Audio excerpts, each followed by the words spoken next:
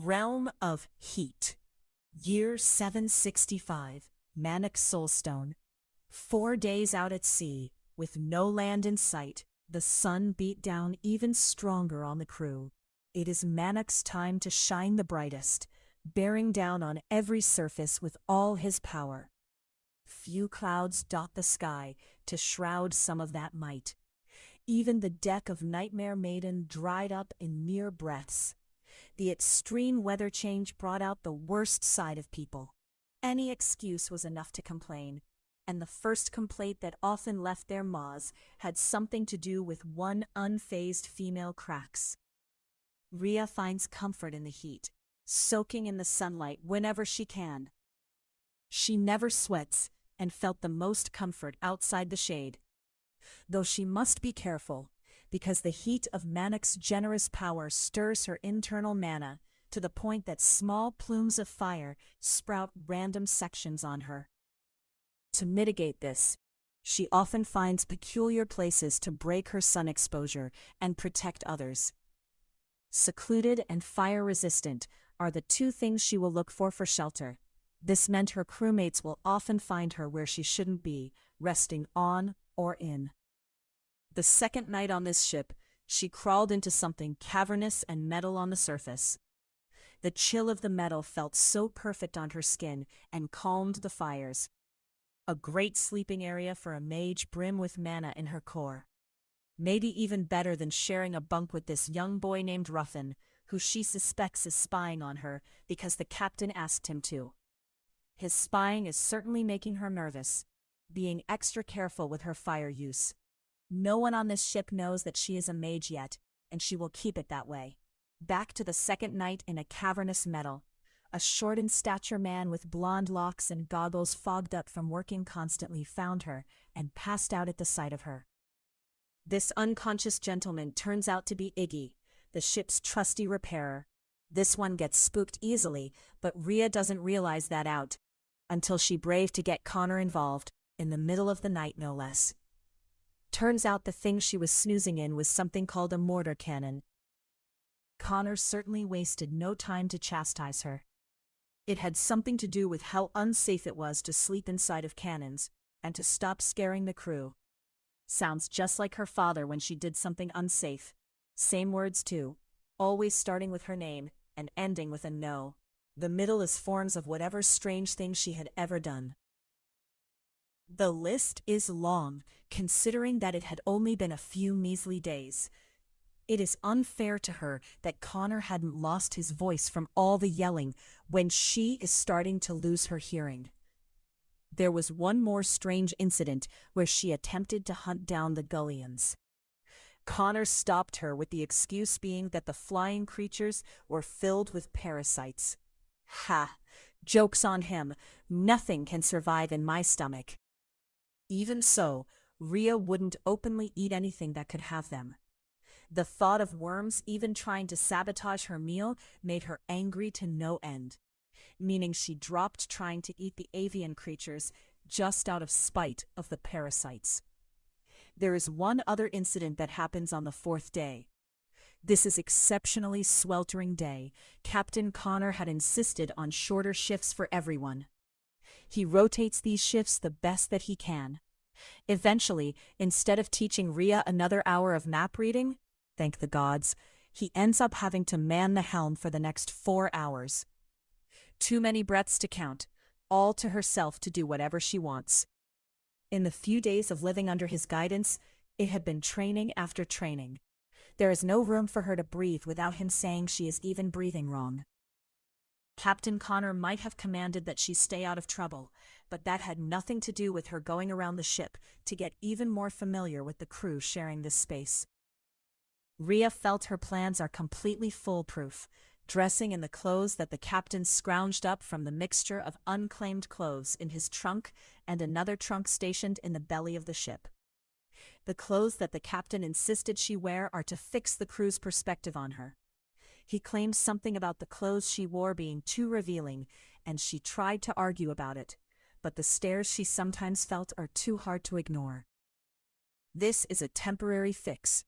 The next harbor town should provide her with more options. Nothing weird about wearing the captain's old clothes. Even with the adjustments, the white blouse hung on her loose, the missing top buttons exposing her banded chest. She rolls it up at the tail end and wrap a thick reddened waistband to tighten the looseness of the cloth. The long sleeves had to be rolled up to her elbows to wear them. Without this step, it made her look like she had flippers instead of hands. The captain had a pair of pants that fit someone shorter than him, and never wore them for obvious reasons. The man is too tall for his own good. These are the pair that she wore, black pinstripe trousers that are too long still and cover her toes when she first tried them. She ends up cutting the pant legs to the knees and fixing her gait.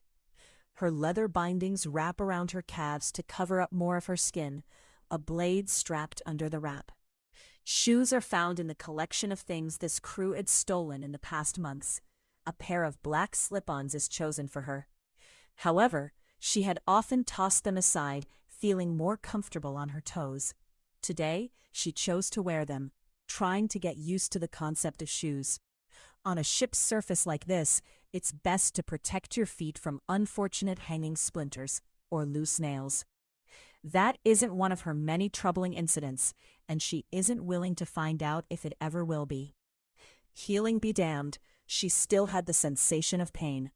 She dresses like this, fighting with her wild reddened curls, then kept it back with a fabric over her hairline. It should keep her hair away from her face. "You know, you could try brushing your hair." A young voice pierced through the curtain of the top bunk. Rhea nearly jumps at the voice, forgetting every time that Ruffin, Captain's cabin boy, shared this room with her. She turns on her half-inch heels to glare at the fabric that hid this boy, rights herself, since she isn't accustomed to shoes with thick heels on them. "Huh, easy for you to say." Rhea hates the idea of trying to fix her hair in any way, settling that her hair will take too long to even try. Last she tried, it frizzed out at every strand. Her grooming usually just consists of her separating the curls with her fingers. The boy pokes his head out of the white curtains that hang around his bed bunk, releasing a big old yawn. "It's too hot to be this energetic, Rhea. Why are you even up?" "Wrong. This is perfect weather to go on an adventure. Everyone is trying to hide from the afternoon blaze and Mr. Captain is occupied." Rhea finds her bow and quiver resting against the wall. "Just Captain. You know he told you specifically to stay out of trouble." Ruffin is one thing, a loyal cabin boy ready to correct her behavior if she gets too daring. Already he is edging off the top bunk, only wearing his trousers. The rest of his clothes are hanging by a rope near their bed station. This room is small, but thankfully neither of them need a lot of space to live together.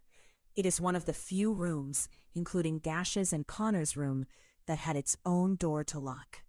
Everyone else live in large bay areas with rows of hammocks and bunks on the second floor down from them. Rhea will have to thank Connor's generosity here someday. She can imagine how it will be tough to dress around a bunch of men. The lecherous stares or comments are kept to a minimum on this ship, due to Connor's zero keelhaul time tolerance on the matter. It is still mortal nature to crave those things after days without them, and some change in personality, the more time away from human touch, is what the captain explained. Rhea can never relate, since there had just never been anyone that can stir enough interest in her to even act on her nature. Plus, the layer of trauma that freezes up any lewd fantasy didn't really help. It is best to accept the safety of celibacy. Fewer people get hurt this way. Ruffin didn't even comment on her appearance like that. Maybe just out of respect alone. At least that is what she thought. He glares at her with those sleepy green eyes. "Fine, let me get ready, crazy lady." "Stay in bed," Rhea snaps, donning her deer on her back. "And get in trouble? No thanks." Ruffin hops off from the top bunk, landing on his naked feet. His height is about as high as her chest, a tiny frame and frail, so that it is hard to believe he is even 11 birth moons old. Ruffin only acts nervous around the captain. With Rhea, he lashes her with every corrective word he must have thought of on the spot. "You are like a sponge, absorbing every bad and dangerous thing. If I leave you alone to dry with all the gross stuff, then you become useless." Ouch, I am no sponge. Rhea juts out her bottom lip, grabbing his shirt from where it hangs. They share a room together, and Rhea lost her distrust of him a long time ago. He still didn't know her secret, but she will at least remain friendly. Plus, he is just a kid underneath all the high articulate words and his association with the captain. Well, I promised the captain to keep an eye on you. I don't plan to stop. He is blunt, grabbing his shirt from her hands and thanking her under his breath. He starts to be more honest with her as of late. A pleasant change of dynamic, if there is anything she can do with that information. Connor had every right to make sure she's acclimating to the environment. This is his ship, after all. Does not mean she had to like his methods. Never mind that, Ruffin. Just get dressed already. Rhea lost her patience, moving towards their door and open it wide to walk right out. There is no need to delve any further into this conversation. Any mention of Captain Connor sours her mood anyway. The boy dresses quick, running out of the room after her. She ignores every little gripe thrown her way, not seeing anything wrong with what she had done. This is typical. He is like a carbon copy of the captain in some parts of his personality.